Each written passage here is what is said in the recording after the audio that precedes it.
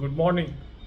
I am Anil Agarwal, former Chief Manager, Punjab National Bank. So in this video, we will discuss something very crucial for each one of you. For last few days, I am observing something and reading your comments very carefully. And watch this video very carefully. That will help you to be successful in life. Now, what I am observing is some people are either over worried or overhyped or over, you can say, sensitive about some event. Maybe they may be waiting for a particular result. No harm in waiting for a result. No harm in becoming anxious about a result, but simply talking about one thing day and out will not help you. Time is very precious. If we allow this time to pass away, we may be ultimate loser. Result is such a thing, nobody can predict what will happen. So it is an uncertain event. The certain is your future exams. So my advice is, instead of wasting our energies in simply waiting for something that may come as per the choice of that organization, we should focus our energies on studies. We should focus on forthcoming exams, because one of the exam is now less than 40 days away. So if you focus more on your exam, if you start studying for the future exams, nothing is going to be lost, because the knowledge that you may acquire may help you in officer level exams or even other competitive exams. But if you go on wasting your energies waiting for a certain event, and by chance the result is not favorable, you will be bigger loser. So my mature advice is, you can keep waiting for certain results to drop in, but don't overthink about it. Don't overstress yourself for these events. Rather, remain cool, calm, and focus on future exams. If you learn something on daily basis, that will help. Because whenever we put video regarding studies, some people make comments, let the result of such and such exam come first, then post such videos. I don't think it is justified. We cannot stop everything for waiting for an event. The life has to go on.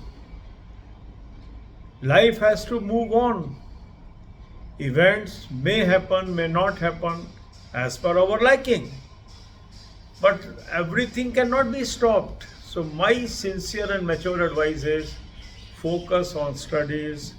Don't allow the time to slip away from your hands. Rest is your own choice. God bless you all. अब यही बातें हम हिंदी में करेंगे. ये video मैंने बहुत आपके कमेंट्स पढ़ने के बाद बनाने के लिए सोचा. कुछ दिनों से मैं निरंतर ऐसा महसूस कर रहा हूँ कि कोई भी हम वीडियो डालते हैं, उस पे कुछ लोग सिर्फ एक ही चीज़ से परेशान होकर अपनी बात रखते हैं, और वो है एक पर्टिकुलर रिज़ल्ट. रिज़ल्ट की चिंता करना जायज़ है, रिज़ल्ट का इंतज़ार करना भी जायज़ है, पर रिजल्ट के लिए हर इवेंट को रोक देना भी जायज़ नहीं है। जब भी कोई नई पढ़ाई की हम बात करते हैं, कोई वीडियो डालते हैं, तो कुछ लोग उस पर कमेंट करते हैं कि सर पहले रिजल्ट आ जाने दो। देखो, ये सोच जो है आपके लिए बहुत घातक सिद्ध हो सकती है। रिजल्ट कब आएगा, कैसे आएगा, आपका कैसा रहेगा रिजल्ट, ये सब अनसर्टेन इवेंट्स हैं। रिजल्ट फेवरेबल भी आ सकता है, अनफेवरेबल भी आ सकता है, रिजल्ट जल्दी भी आ सकता है, लेट भी आ सकता है। क्या उसके लिए जो मेरा ये मूल्यवान समय है, इसको मुझे गंवा देना चाहिए? जो ये मेरा समय है आने वाले एग्ज़ाम्स की तैयारी करने के लिए, उस समय को गंवा देना चाहिए? क्या सुबह शाम दिन रात हर समय मुझे एक ही चिंता में बैठे रहना चाहिए? क्या सारी दुनिया को रुक जाना चाहिए क्योंकि एक पर्टिकुलर रिज़ल्ट नहीं आ रहा है?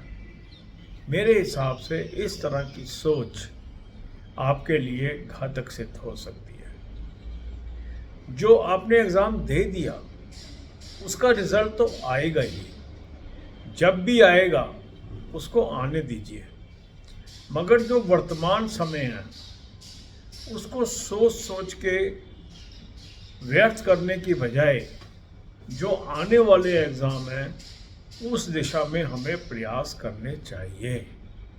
हमें अपने को एग्ज़ाम रेडी रखना चाहिए।